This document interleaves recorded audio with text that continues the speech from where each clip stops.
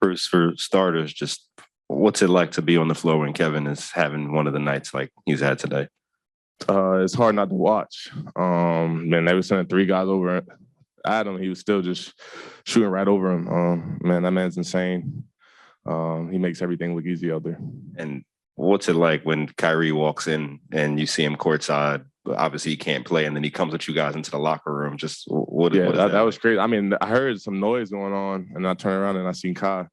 But I just don't understand the ruling on him being in the arena and not being able to play. It just doesn't make sense to me. But it's good to see him back in Barclays. And you're kind of on a stretch right now where you're playing some really good, consistent basketball every day. Just what's it like for you to have this stretch, given everything that's going on this season? And B, what do you attribute this stretch to? I think it was at the beginning of the season, it was all mental for me. I was trying to fit in the role that I had last year, and it wasn't working. So I got kind of frustrated, and that's when I kind of got out of the rotation. Then I went to Smoke, one of the coaches. I was like, bro, I want to get better. So we got to work on something. We got to do something different. So I started working on a little bit of guard stuff, just getting back to my game, the way I played my whole life, and it's starting to work. Digging down on that, when you said you were, kind of trying to play the role that you had played last year that wasn't working, was that because they were using you differently? No, I just think teams scouted it, and we had less shooters than we did last year. I mean, last year was Jeff, Joe, and then when Joe went down, sometimes I was playing with JJ or DB, which they're slashers like I am. So they're just, the big would come early, and I'll try to float, but I mean, I'll shoot an air ball. So. And can you just give us your vantage point on the play where you got the deflection where Fournier was kind of trying to pass back inside? Yeah, so we were in 1 through 5 red before the ball gets in. And Fournier kind of got me on the move going to the corner. I kind of fell asleep, and then I seen Nick kind of pinned in. He did get around, but I didn't think he could get there. So I just ran out, and then I knew Mitchell was wide open since me and Nick were next to the ball. So I just tried to get a hand up.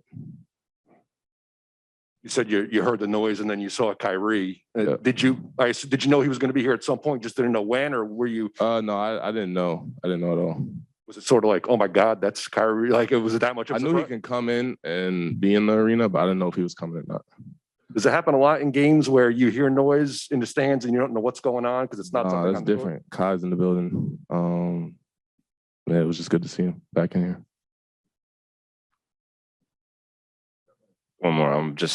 What have you seen from Nick in these last couple of games? I really, he played pretty well against the Sixers, and then again tonight. He's just being aggressive. When Nick comes in, he can guard multiple at 1 through 5. When he rolls, he's looking to score the ball because he is 7 feet. Nobody's stopping him down there. He's super athletic, great player. I'm just happy to see him back out there and healthy. Bruce, the stretch where you've been in the lineup has been since the trade deadline when you guys got Andre. What's it been like playing with Andre Drummond? What do you feel like he's kind of brought to the team? Yeah, I mean, Dre knows exactly how I played with me in Detroit when I was the primary one. He just tells me to be aggressive every night. BG also comes to talk to me before the games. Just play your game, go out there, do you, and just get easy ones early. I think that's been my success. I've always got either like the first bucket or the second bucket, and that just gets me going, and I get a few offensive rebounds. Bruce, you were in a zone in the third quarter. You were even attacking Julius Randle. Can you walk us through that moment? What's going on through your mind when you're in a zone like that? Yeah, they're just doubling Kev, and I just started flashing to the middle, and I knew Julius Randle didn't want to foul, so I just get right to my floater. He wasn't going to jump or contest a shot at all, so I just get to my spot and finish the shot.